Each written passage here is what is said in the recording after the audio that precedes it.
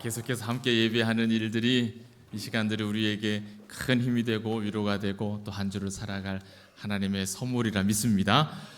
사랑하는 여러분, 오늘은요 종교개혁주일이라고 하는 날인데요, 아마 익숙하지 않으신 분들도 많이 계실 것 같아요.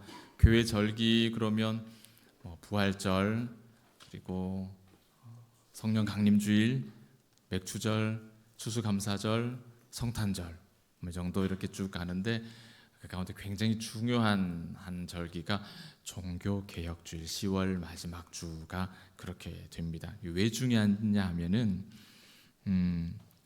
오늘 장로님께서 기도해 주셨지만 캐톨릭에서 우리 기독교가 이렇게 분리되어서 나오는 그 날을, 그 믿음의 고백을 기념하는 날이거든요. 그러니까 오늘 우리가 이 자리에서 하나님의 말씀을 듣고 그 말씀을 능력 삼아서 또 한 주를 살아가는 이 모든 신앙의 전부가 종교개혁하는, 그러고 오늘 이 종교개혁 기념주일 이 날과 관계가 있는 거예요. 여기에서 나오는 것이기 때문에 굉장히 의미가 깊겠죠. 지난 2주간 봉독 온데이부터 해서 어렵게 믿음의 그 예배 시간을 되찾으신 우리 가족들을 위해서 말씀을 이렇게 전했습니다. 오늘은 거기에 또 종교개혁주의를 맞아서 우리 믿음의 가족들이 더 강하고 더 선명하고 더 확실하고 그럼에도 불구하고 더 유연한 2023년에 넉넉히 복음의 증거자로 살아갈 수 있는 믿음을 발돋움할 수 있는 그런 은혜가 있기를 바라는 마음으로 오늘 말씀을 나누기를 원합니다. 여러분 다 신자로 지금 살고 계시는데요, 내가 신자가 되었다라는 것이 어떤 의미인지 여러분 정리를 하고 계시는지 모르겠습니다. 신자라 함은 이 정도는 되어야 신자가 아닌가, 어느 정도의 나름 기준이 있으실 것 같은데, 좀 고민을 했더니 몇 가지 좀 분류가 될 것 같아요. 첫 번째는 어떤 사람들에게는요, 주일이 되면 교회에 가는 것, 이것이 신자가 되는 것, 이렇게 이해하시는 분이 있습니다. 주일에는 교회 가는 것, 그러니까 이런 경우는 주일과 주일 외에 다른 날의 삶이 아무 상관이 없어요. 관계가 없어요. 아무 관계가 없어요. 그냥 주일이 아침 되면은 그냥 주일은 교회 가는 날, 이 정도 딱 끝이는 거죠. 그러니까 내가 어떤 종교를 가지고 있다, 이 정도로 말할 수 있는 정도, 그 정도 수준을 신자가 되었다, 이렇게 생각하시는 분들도 있는 겁니다. 그런데 그거랑 좀 다른 부류의 분들도 계세요. 어떤 분이냐면 정말 열심히 활동하시는 분이 있어요. 교회 안에 정말 열심히. 지난주에 말씀드린 내용과도 조금 관계가 있겠죠. 신앙생활이라 그러면 무언가 교회에서 엄청나게 많은 일을 해야 되는 것으로 생각하는 그런 분들도 여기에 포함이 됩니다. 늘 교회 가까이 계세요. 어찌 보면 일주일에 7번을 저를 만나는 분이 계십니다. 일주일에 7분을 만나는 분들도 계시죠. 그리고 무슨 예배, 새벽기도, 금요기도에 한번 빠지면 천국 못 가는 줄 알고 그냥 낙심하셔서 불안하셔가지고 어떡하나 노심초사하시는 분들도 계십니다. 교회 행사에 발 벗고 나서서 열심히 참석하시고 또 봉사하시죠. 그래서 교회에서 이분들은 일꾼으로 인정을 받아요. 교회에 이런 분이 없으면 교회 일이 하나도 안 돌아갈 것처럼 그렇게 인정을 받는 분들이에요. 이렇게 열심히 다 좋은데 이런 분들에게는 아주 큰 약점이 하나 있습니다. 그리고 이 약점에 자주 빠져요. 이 함정에 자주 빠져요. 뭐냐면은 신자가 된다라는 것을 내가 나와 하나님과의 관계에 집중해서 내가 하나님 앞에 어떤 믿음의 사람으로 살고 있느냐, 이렇게 들여다보질 않고요, 신자가 되는 것을 말씀드린 것처럼 일로 자꾸 이제 계산하시는 거예요. 내가 얼마나 많은 일을 하고 있는가, 또 반대로 다른 사람을 볼 때는 이 사람이 얼마나 많은 일들을 하고 있는가. 그러니까 나보다 봉사를 더 적게 하는 사람은 점수가 박한 거예요. 박하게 나오는 거예요. 그러니까 누가 뭘 했느냐, 무엇을 안 했느냐, 여기에 집중하다 보니까 은혜는 받을 수 있죠. 은혜를 받는다는 것은 지극히 개인적인, 주관적인 것이지 않습니까? 나는 은혜를 받을 수 있지만 똑같은 말씀 듣고도 시험을 드는 사람도 있거든요. 은혜를 받는다는 건 굉장히 주관적인 것이기 때문에 그분은 많은 봉사와 많은 헌신으로 늘 은혜가 있는 분이에요. 그런데 그 은혜가 밖으로 흘러가질 못하고 다른 사람과 공유가 안 되는 겁니다. 이분은 은혜를 받았는데 그 은혜 받았다고 말하는 그분을 바라보면서 다른 사람은 시험을 받아요. 희한한 일이 생기죠. 이런 일들이 많이 발생. 이것이 함정입니다. 이게 자주 빠지는 함정이죠. 비슷한데 조금 다른 분들도 계세요. 이런 분은 아주 뜨거운 열심은 없어요. 열정이 넘치는 그런 분은 아니에요. 그러니까 대표 기도를 한번 부탁을 드리려면은 한 3일 밤낮을 전화를 해가 부탁을 드려야 이제 겨우 허락을 받을 수 있을 정도. 이게 열심은 없는데 그렇다고 예배를 빠지느냐? 절대 안 빠집니다. 성가대든 교사든 주방이든 본인에게 주어진 그 몫은 철저하게 다 성실하게 다 감당하시는 분이에요. 그런데 앞장서서 막 나서서 막 이렇게 하시지는 않아요. 이런 분의 특징은요, 신앙생활이 자동으로 되시는 분이에요. 자연스럽게 내가 신앙생활을 열심히 해야지, 이번에 결심을 단디 결심을 먹고 내가 이번에는 달리 살아보리라 막 허벅지에 그냥 송곳을 쿡쿡 찔러가면서 그렇게 하는 결심이 없어도 어느 정도까지 신앙생활은 됩니다. 주일 안 빠지고요, 최소한의 봉사는 어느 정도 또 다 하시고요, 열정은 없어요. 앞에 나서서 하진 않아요. 그런데 옆에서 보면은 늘 그 자리에 머물러 계세요. 아주 성실해요. 아주 꾸준하신 분이에요. 열정은 없는데 인정받는 분이에요. 그 꾸준함이 인정받는 분이에요. 여러분은 어떤 신자로 살고 계십니까? 1번입니까? 2번입니까? 3번입니까? 1번도 아니고 2번도 아니고 3번도 아니고 나는 4번이나 5번이 있으면 그쯤 되겠다 하시는 분도 있을 수 있습니다. 충분히 그럴 수 있어요. 자, 여러분, 우리가 잘 알고 있는 독일의 그 본회포 목사님 어린 적 이야기가 있는데요. 어릴 적에 그분이 집으로 오는 길에 거지를 만납니다. 길에서 구걸을 하는 거지를 만나는데 아시는 분은 아시겠지만 독일은 나라의 구성상 구조상 정책상 거지를 만나기가 어려운 나라입니다. 특히 구걸하는 거지를 만나기가 쉽지 않은 나라가 독일인데요. 너무 신기해서 이 어린 회포 목사님이 너무 신기해서 집에 달려와서 어머니한테 어머니 제가 오늘 거지를 만났어요. 엎드려서 구걸을 하는 거지를 만났어요. 이렇게 너무 신기해서 그렇게 이야기를 했단 말이죠. 그랬더니 회포 목사님 어머니가 그 아들에게 하는 말이, 그러면 너는 그 거지에게 뭐 해주고 왔니? 물으시는 거예요. 이 목사님이 깜짝 놀란 거죠. 뭘 해줘야 될지 몰랐거든. 뭘 해줘야 된다는 걸 몰랐어요. 어머니가 말을 이어가시기를, 너는 이웃을 사랑하라 하고 하는 그 예수님의 말씀을 다 잊어버렸느냐? 그 사랑을 실천해야 된다라는 그 말씀은 다 어디 가고 너는 뭐하고 그냥 이렇게 쪼르르 달려와서 거지 만나서 신기하다고 그 얘기만 하고 있느냐?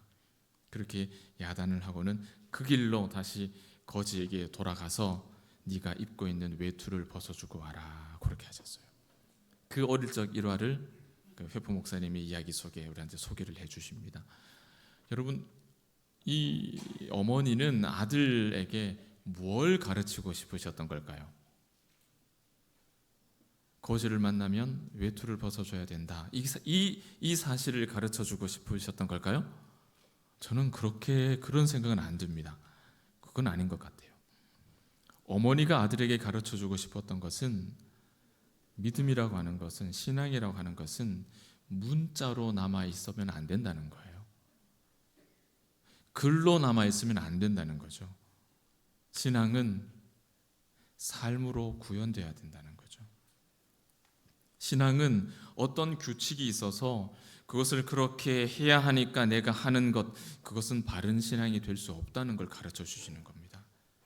바른 신앙은 내 마음이 그것을 사모하고 소망하여서 내 몸이 기쁨으로 그 일을 하게 되는 것, 그것이 바른 신앙이라고 가르쳐 주시는 거예요.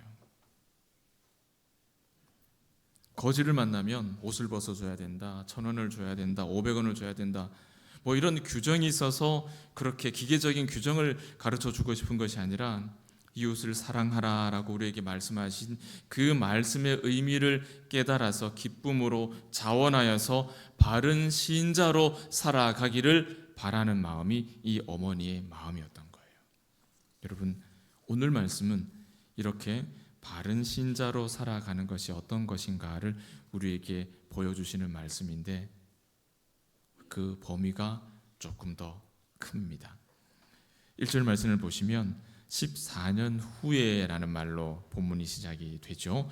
몇 가지 의미로 이 해석을 하지만은 대략 바울이 회심하고 난 후 14년이 지난 것으로 이해하시면 큰 무리가 없을 것 같아요. 그때 바울이 예루살렘으로 갑니다. 예루살렘으로 간 이유가 2절에 설명이 되어 있죠. 계시를 인하여 갔다라고 합니다. 그러니까 적어도 바울이 예루살렘으로 갈 때 개인적인 어떤 용무가 있어서 예루살렘에 간 건 아니에요. 계시를 인하여 하나님께서 그를 강권적으로 보내신 것이죠. 조금 더 구체적인 내용 그 뒤에 이어서 또 나옵니다. 이방 가운데 그 내가 전파했던 그 복음이 어떤 것인가를 예루살렘 사도들에게 이렇게 보고를 했다는 내용이고, 또 하나는 내가 다름질하는 것이 헛되지 않게 하기 위해서 똑같은 의미입니다. 점검받기 위해서 갔다는 이야기예요. 자, 내용을 종합하면 바울이 예루살렘을 방문한 이유는 이방인에게 자신이 전했던, 그리고 지금도 전하고 있는 그 복음이 사도들이 가지고 있는 복음, 예루살렘으로부터 시작된 사도들이 예수님께 배운 그 복음과 내가 전하는 이 복음이 같으냐 다르냐를 확인받기 위해서 간 거예요. 그러니까 바울은 지금까지 사도들로부터 복음을 이렇게 직접적으로 배운 적이 없거든요. 바울은 예수님 믿는 사람 잡으러 가다가 길에서 예수님 환상으로 만나고 그 예수님으로부터 복음을 깨달아서 지금까지 안디옥에서 자신이 깨달은 복음을 독자적으로 전하고 있는 거거든요. 유대 이제 예루살렘에 있는 사도들이 이렇게 세상 돌아가는 이야기를 들어보니, 교회들 소식을 들어보니 안디옥에 센세이션을 일으키는 복음 전도자가 하나 있는 거예요. 그게 누굽니까? 바울과 바나바입니다. 그런데 바울이라는 사람은 사도들이 몰라요. 안다면은 우리 잡으러 쫓아다니던 핍박자 바울밖에 없는데 그 사람이 복음을 전하는데 그 복음 전함이 기가 막히다는 거죠. 그러니 어떤 마음이 들겠습니까? 우리한테 복음을 듣지 않은 사람이 어떻게 복음을 가르치지? 왜 사도들은 예수님께 복음을 들은 사람이잖아요. 그런 우리에게 배운 사람이 아닌데 어떻게 복음을 가르치고 있지? 그 가르치는 복음이 온전한 복음이 맞을까? 이런 의구심이 왜 생기지 않겠습니까? 바로 이런 정황 속에서 초대교회에서 정말 심각하게 다루어졌던 첨예한 문제가 이 내용 속에 숨어 있습니다. 그것은 바로 유대의 관습을 이방 지역의 새로운 교회들도 똑같이 지켜야 되느냐 안 지켜도 되느냐 이 문제예요. 그래서 할례를 받지 않고 이방인에서 유대인이 그리스도인이 된 디도의 이야기가 3절에서 5절까지 그렇게 소개가 되는 겁니다. 그러면 바울이 제출한 이 자신이 전했던 복음에 관해서 사도들은 어떤 평가를 내렸을까요? 예루살렘 교회는 원래가 유대교에서부터 이제 옮겨온 거죠. 예루살렘 그 지역 자체가 유대인들이 살던 지역이고, 유대교에서 그리스도인이 된 사람들이니 유대인들이 가지고 있던 풍습과 전통이, 율법이 어색할 게 있습니까? 없습니까? 없어요. 그걸 지켜야 된다고 해서 아무 거리낄 게 없는 겁니다. 불편한 게 없어요. 그런데 이방 지역의 교회는 어떻게 시작이 됐습니까? 예루살렘에서 시작된 게 아니고 예수님의 제자인 사도들로부터 시작된 것이 아니라 다메섹 도상에서 예수를 만나고 복음을 깨달은 바울로부터 들은 말씀. 그러니까 유대에서 시작된 교회가 아니라 예수님의 복음으로부터 시작된 교회가 이방의 교회였습니다. 이방인들의 교회는 그렇게 만들어진 교회예요. 그러니 유대의 전통 관습을 따라야 한다. 이거 다 너희도 순종해야 된다. 이 이야기가 그들에게는 굉장히 어렵고 또 굉장히 중요하고 진지한 문제가 될 수밖에 없었죠. 사도들은 어떻게 해결을 했느냐? 이 내용이 사도행전 15장에 나오는 내용들이에요. 사도행전 15장을 보면 오늘 갈라디아서 2장에는 이 문제의 하나의 해법들이 잘 소개가 되어 있습니다. 예루살렘 공회의 내용이죠.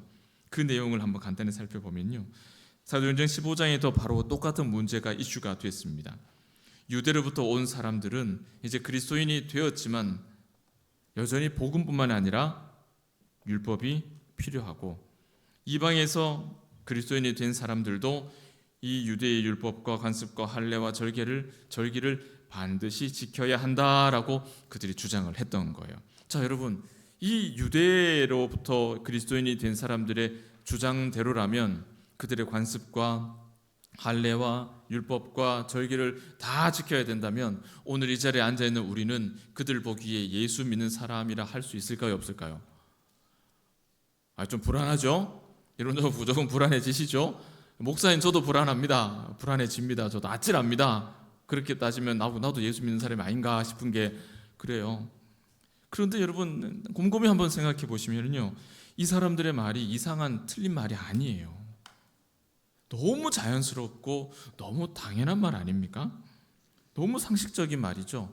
같은 믿음을 가지려면 같은 삶의 양식이 우리에게 필요합니다. 그러니 우리의 삶의 양식과 좀 동일하게 따라와 주십시오. 이 이야기거든요. 이게 뭐가 문제가 되겠어요? 너무 자연스럽지 않아요? 로마에 가면 로마의 법 따라야 된다고 하는 말처럼. 누군가가 우리의 공동체에 들어온다면 일반적으로 그럴 거예요. 우리와 함께 하기 위해서 우리가 가지고 있는 이 몇 가지 규칙을 잘 준수해 주시면 감사하겠습니다. 이게 이상한 부탁입니까, 여러분? 이게 특별한 부탁인가요? 아니잖아요. 너무 자연스럽고 너무 상식적이고 너무 당연한 이야기잖아요. 그렇게 문제가 될 만한 이슈가 아니라는 겁니다. 더군다나 오늘 본문에서 뭐가 나와요? 할례 문제가 등장하죠. 할례 문제라면 이건 더 심각하지 않겠습니까? 할례는 편의상 해도 그만, 안 해도 그만이 아니잖아요. 하지 않으면 바로 하나님의 백성에서 끊어지는 엄격한 율법이잖아요. 그렇기 때문에 그들의 요구는 그들의 시각에서는 전혀 이상하지 않아요. 오랫도록 그렇게 살아왔으니까요. 그런 중에 베드로가 뭐라고 말하느냐? 사도행전 15장 7절 이하를 보면 이렇게 말씀합니다. 많은 변론이 있었습니다. 그 변론이 있은 후에 베드로가 일어나서 말하되, 형제들아, 너희도 알거니와 하나님이 이방인들로 내 입에서 복음의 말씀을 들어 믿게 하시려고 오래전부터 너희 가운데서 나를 택하시고, 또 마음을 아시는 하나님이 우리에게와 같이 그들에게도 성령을 주어 증언하시고 믿음으로 그들의 마음을 깨끗이 하사 그들이나 우리나 차별하지 아니하셨느니라. 절반은 이미 서로가 알고 있는 이야기예요. 유대인도 이방인도 복음에는 다 함께 열려 있다. 이 이야기는 이미 그 시대에 공감대가 형성돼 있었습니다. 그런데 베드로는 한 걸음 더 나아가죠. 하나님께서 이방인이나 유대인이나 차별하지 않으셨다. 이 이야기가 유대인들에게는 받아들일 수가 없는 이야기인 거예요. 이 말이 당시에 얼마나 새로운, 얼마나 생소한 복음인지 여러분 조금 피부에 와 닿으십니까, 여러분? 전혀 새로운 신앙의 양식이에요, 모양이에요. 그래서 이들은 받아들일 수 없다라고 얘기하는 사람들이에요. 그럼 하나님은 어떻게 하셨다고요? 그들도 신자라고 말하는 거예요. 그들도 신앙인이라고 말하는 것이죠. 선민사상으로 똘똘 뭉쳐있는 이들에게 어떻게 이 말이, 베드로의 말이 공감이 쉽게 되겠습니까? 그럼 베드로는 계속 이어서 말하죠. 그런데 하나님 우리를 차별하지 않으셨다. 그런데 지금 너희가 어찌하여 하나님을 시험하여 우리 조상과 우리도 능히 매지 못하던 멍에를 제자들의 목에 두느냐? 하나님은 차별하지 않으셨는데 지금 너희는 어찌하여 자꾸 차별하느냐? 왜 다르다고 얘기하느냐? 이거는 맞고 이거는 틀렸다고 얘기를 하느냐? 이렇게 신앙생활하면 맞는 거고 저렇게 신앙생활하면 틀렸다고 말하느냐? 왜 그렇게만 이야기하느냐? 그렇게 말하는 거예요. 그리고는 우리는 그들이 우리와 동일하게 주 예수의 은혜로 구원받는 줄 믿노라. 이것이 복음이죠. 베드로는 유대인과 이방인 모두가 동일하게 주 예수의 은혜로 구원받는다 합니다. 이것이 복음이 가지고 있는 강함이죠. 복음은 모든 자에게 이 말씀을 합니다. 그래서 복음은 강한 거예요. 그러나 동시에 복음은 모든 자에게 똑같은 말씀을 해요. 그래서 유연한 거예요. 분별력이 없으면 이 강함과 유연함을 이렇게 구분할 수가 없겠죠. 이런 유연함이, 이런 강함이 어디서 나오는 것일까? 오늘 우리가 읽은 갈라디아서 말씀이 그 사실을 설명을 합니다. 7절부터 9절까지 말씀을 한번 보십시오. 도리어 그들은 내가 무할례자에게 복음 전함을 맡은 것이 베드로가 할례자에게 맡음과 같은 것을 보았고, 베드로에게 역사하사 그를 할례자의 사도로 삼으시니가 또한 내게 역사하사 나를 이방인의 사도로 삼으셨느니라. 또 기둥같이 여기는 야고보와 게바와 요한도 내게 주신 은혜를 알므로 나와 바나바에게 친교의 악수를 하였으니 우리는 이방인에게로 그들은 할례자에게로 가게 하려 함이라. 이것이 유연한 그리고 강한 복음을 분별하고 가지고 신앙생활하는 사람이 살아가는 멋진 자유로운 모습이에요. 왜 베드로는, 왜 야고보와 요한은 바울이 핍박자였다가 이제 예수를 믿게 된 믿음의 신참인데 이 바울을 그렇게 대접하지 않고 예수 그리스도로부터 직접 복음을 증거받았던 위대한 사도들 자신들과 같이 동등하게 여기며 그에게 친교의 악수를 나누려고 했던 것일까요? 예루살렘 공회에서 이방인들을 받아들이고 그들에게 율법을 강요하지 않기로 결정을 했죠. 이 대쪽 같은 강함과 대쪽 같은 유연함은 도대체 어디서 나오는 걸까요? 여러분, 예루살렘 공회에서 그렇게 결정된 것은 여러분 그건 상상할 수 없는 놀라운 결정인 거예요. 한 번도 가보지 않은 길을, 복음이 강하고 유연하다는 이 사실 하나를 붙잡고 한 번도 가보지 못한 길을 걸어간 거예요. 예루살렘의 모든 성도들이. 유대인과 이방인이 동일하다라는. 바울은 회사로 치면 신입사원 아닙니까? 신입사원. 예수님 따라서 뭘 해본 게 있어야 말이죠. 그런데 베드로와 야고보와 요한, 이 예수님이 가장 사랑했던 이 제자들이 뭐라고 합니까? 선배들 하는 거 잘 보고 배워. 이렇게 군기를 안 잡았다는 거예요. 아무것도 모르니까 그냥 아무것도 하지 마. 그냥 선배들 하는 거 보고 잘 배우고 잘 따라오면 돼. 이렇게 하질 않았어요. 우리는 할례자를 위한 사도요, 그대는 이방인을 위한 사도입니다. 그래서 악수를 이렇게 동등한 사도로 여기며 악수를 하는 이 유연함, 여러분 21세기를 살아가는 우리 교회에, 우리에게는 이 강함과 유연함이 함께 필요한 줄 믿습니다. 여러분, 이들이 성격이 좋아서 바울을 그렇게 받아준 걸까요? 그건 아닌 것 같아요. 생각이 확 열려있는 사람에서 그럴까요? 그것도 아닌 것 같아요. 역지사지의 정신에 투철한, 어려서부터 공자왈 맹자왈 잘 배워서 윤리적인 사람에서 그럴까요? 그것도 아닌 것 같아요. 전혀 다른 방법을 찾으셔야 돼요. 이들이 그렇게 바울을 수용할 수 있었던 이유는 복음의 또 다른 면을 전격적으로 끌어안고 함께 복음의 길로 나아갈 수 있었던 일은 복음의 진리의 그 특징을 깨달았기 때문입니다. 하나님의 말씀을 정확하게 깨달았기 때문이에요. 다른 이유가 없어요. 하나님의 말씀이 하루아침에 바뀐 게 아니에요. 그들이 말씀을 정확하게 깨달았기 때문이에요. 사람이 좋아서가 아닙니다. 여러분, 사람 좋다고 성경이 가르치는 것과 조금 다르긴 한데, 그래도 좋은 게 좋은 거니까요. 예, 어느 정도 눈 감아줘야죠. 이런 사람 좋다고 이렇게 해도 됩니까? 안 됩니까? 이게 이러면 됩니까? 안 됩니까? 안 되잖아요, 여러분. 목소리가 좀 작아도 의심스럽긴 하지만, 그러니까 안 되는 거 아닙니까? 그죠? 안 되잖아요. 사도들이 보여준 이 강하고 유연한 이 복음은 사람의 성격 문제가 아니고요, 그들이 복음을 제대로 알았기 때문에 그런 거예요. 이전에는 복음은 할례라고 생각했던 사람이지 않습니까? 그래, 할례를 받아야만 예수쟁이가 된다라고 그렇게 강요하는 거죠. 흑인이 왔는데 적어도 우리만큼은 뽀야야 된다고 얼굴을 이태리 타올로 뽀얘질 때까지 밀고 오셔야지 우리 교회 멤버가 될 수 있습니다. 이게 이렇게 하면 되는 겁니까? 안 되는 겁니까? 안 되는 거예요. 안 되는 거죠. 그런데 하나님께서 성령을 통해서 은혜를 주시고 지혜를 주시고 말씀을 깨닫게 하시니 복음이 할례가 전부가 아니라는 걸 깨닫게 되는 겁니다.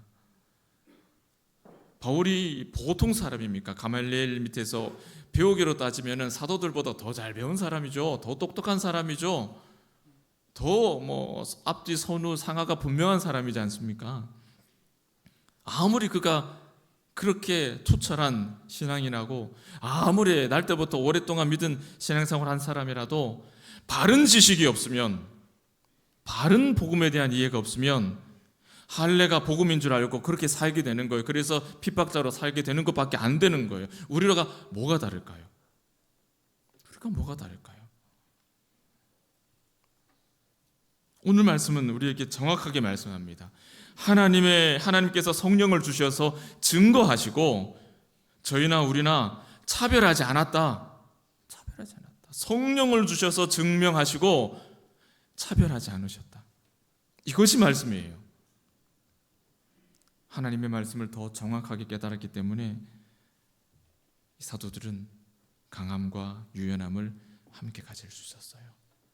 여러분, 어떤 신자로 살고 계십니까? 라고 질문 드렸는데, 우리가 신자가 된다는 것은요, 교회 출입만 하느냐, 열심히 하느냐, 아니면 열정은 없지만 그래도 내 할 일은 다 하느냐, 이 정도로 ABC 등급 매기는 게 아니고요, 우리가 신자가 된다는 것은 복음을, 말씀을 얼마나 정확하게 깨닫고 있느냐, 우리의 출발선에 우리의 믿음의 기초가 얼마나 성경적인가, 거기에서부터 시작해야 되는 거예요. 우리의 오래된 익숙함이 우리에게 얼마나 위험할 수 있는지를 여러분 다시 한번 들여다보셔야 되는 겁니다. 유대교를 위해서 그리스도인을 핍박했던 바울은 복음을 깨닫지 못했기 때문에 자신이 생각했던 것이 절대적으로 옳다라고 확신하며 살았던 거예요. 그의 확신은 바늘 하나 들어가지 않았습니다. 그래서 심지어는 예루살렘뿐만 아니라 저기 멀리 다메섹이 보통 거리입니까? 거기 가서도 예수 믿는 사람을 내가 잡아오리라. 이 보통 확신 가지고, 보통 신념 가지고 그렇게 할 수 있는 게 아니잖아요. 복음을 모르기 때문에, 하나님의 말씀의 진리를 모르기 때문에 그런 실수가 나오는 거예요. 말씀의 근거가 없이, 그죠? 내가 가지고 있는 그 신념, 그 확신 때문에 나만의 종교 생활을 하는 거예요. 나만의 종교 생활. 우리는 예수 그리스도를 믿고 기독교인이라고 하면서 우리 예배 드리고 있지만은 혹여 우리 가운데는요, 하나님의 말씀이 우리를 인도하는 그리스도인이 아니라 내가 가지고 있는, 내가 확신하는 나만의 종교 생활을 하고 있는 일들이 우리 가운데 있을 수 있습니다. 여러분, 그건 우리는 부정할 수가 없어요. 그러나 복음을 알고 그 말씀 위에 순전하게 세워진 교회들은 어떨까요? 멀리 볼 것 없이 우리 교회를 보시면 되잖아요. 우리 순전한 교회를 향해서 이 말씀 따라 한 걸음 한 걸음 더디지만 그 말씀 한 절 한 절 조금씩 자라가고 있는 우리를 보시면 되잖아요. 선언되는 그 말씀이 끊임없이 우리 신자들을 겸손한 자리로 이끌고 갑니다. 절대로 교만한 자리로 이끌고 가지 않아요. 겸손한 자리로 이끌어 갑니다. 나의 생각과 경험이 절대적이라고 생각하지 못하게 됩니다. 왜? 내가 하나님의 말씀도 다 이해를 못하는데 어떻게 내 생각이 이게 다 맞다라고 내가 주장할 수 있느냐 말이죠. 아무도 그렇게 못해. 심지어 저도 그렇게 할 수가 없죠. 점진적인 이 계시의 말씀을 조금씩 더 선명하게 듣고 깨닫고 이해하면서 우리의 믿음도 점점 더 성숙해져 가는 거예요. 그것이 복음 위에 세워진 교회의 모습이에요. 그렇기 때문에 복음 위에 세워진 교회는 멈춰 있질 않습니다. 그 자리에 멈춰 서 있질 않아요. 계속해서 움직여요. 계속해서 꿈틀. 여러분, 달팽이가 5m를 가는데 몇 시간 걸렸다더래. 며칠 전에 그 경기 했던, 그것도 참 경기를 하는 사람들도 있네요. 참 그 시간을 잰 사람이 있어요. 검색하면 나오실 겁니다. 달팽이가 5m를 가는데 시간이 얼마 걸렸다. 결과적으로 달팽이하고 뭐 하나 더 했는데 누가 이겼는지는 잘 모르겠습니다. 제목만 봤습니다. 똑같아요, 여러분. 3걸음 갔다가 2걸음 뒤로 물러서면 1걸음 간 거예요. 꿈틀 안 가는 것 같지만 언뜻 보면은 얘가 벌써 여기까지 가 있네. 아이고, 얘도 빠르네. 이런 생각 드실 때 있습니까, 없습니까? 있죠. 있다니까요. 말씀 위에 순전하게 세워진 교회는 잠시도 제자리에 서 있지 않습니다. 왜? 차근차근 우리를 이끄는 그 말씀 따라 차근차근 움직이거든요. 자라거든요. 성장해 가거든요. 그런데 그 속에 이 말씀을 따르지 않고 내 것이 옳다라고 주장하는 순간 그분은 그 자리에 말뚝박고 멈춰 있을 수밖에 없는 거예요. 우리 가운데 그런 분이 없기를 바랍니다. 강한 복음, 그러나 유연한 복음으로 무장해서 이 시대에 우리의 다음 세대를 위하여서 하나님의 교회를 위한 꿈과 비전을 함께 품고 함께 걸어갈 수 있는 우리 봉덕의 모든 가족들 되어주시기를 축복합니다. 여러분, 신자가 된다는 것, 이 복음을 알기 때문에 포용할 수 없을 것 같은 그것조차도 다 끌어안을 수 있는 거예요. 그러나 조건이 있죠. 분별력이 있어야 된다. 분별력 없이 다 끌어안으면 안 되잖아요. 분별력이 있어야 된다. 그 분별력은 어디서 옵니까? 똑같습니다. 하나님의 말씀을 바르게 깨닫느냐, 거기에서 분별력은 찾아오는 것이죠. 그래서 교회 오래 다니고 교회 일을 많이 하고 겉으로 볼 때 이미 익숙해져 있고 그것으로 우리의 신자됨을 측정할 수가 없는 이유가 바로 그것입니다. 복음을 잃어버리면 교회는 생명을 잃어요. 여러분, 거기에는 교회의 껍데기만 남아있고요, 권위주의만 남아있고요, 고집만 남아있고요, 불평과 불만만 남아있습니다. 그런 교회는 질식해요. 교인들이 질식한다니까요. 교회가 질식합니다. 잘할 수가 없습니다. 어떻게 우리는 복음의 그 강함과 유연함을 동시에 가질 수 있을까? 내가 약한 존재라는 사실을 우리가 스스로 받아들이는 겁니다. 내가 실수할 수 있다라는 것을 받아들이는 겁니다. 내 생각이 옳지 않다라는 것을 받아들이는 겁니다. 그때 우리는 복음의 강함을 얻을 수 있고 복음의 유연함도 얻을 수 있어요. 사람에게 힘이 주어지면 복음이 이제 메말라 죽어요. 교회도 그렇죠. 사람에게 힘이 주어지면 교회가 어떻게 됩니까? 교회가 질식하잖아요. 교인들이 상처를 받잖아요. 우리는 언제든지 하나님의 말씀을 따라서 지금까지 걸어온 걸음을 방향을 꺾어서 그 말씀이 우리를 이끌어가는 진리의 빛을 따라 갈 수 있는 준비가 되어 있는 사람이에요.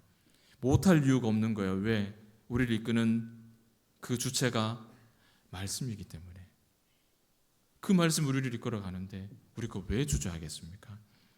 저와 여러분이 언제나 실수할 수 있다라는 그 연약함을 가지고 있다는 사실을 우리가 알고 있다면 진리의 유연함을 따라서 우리는 우리에게 주어지는 새로운 길을 두려움 없이 의심 없이 분별력을 가지고 함께 손을 잡고 뜨겁게 나아갈 수가 있는 겁니다.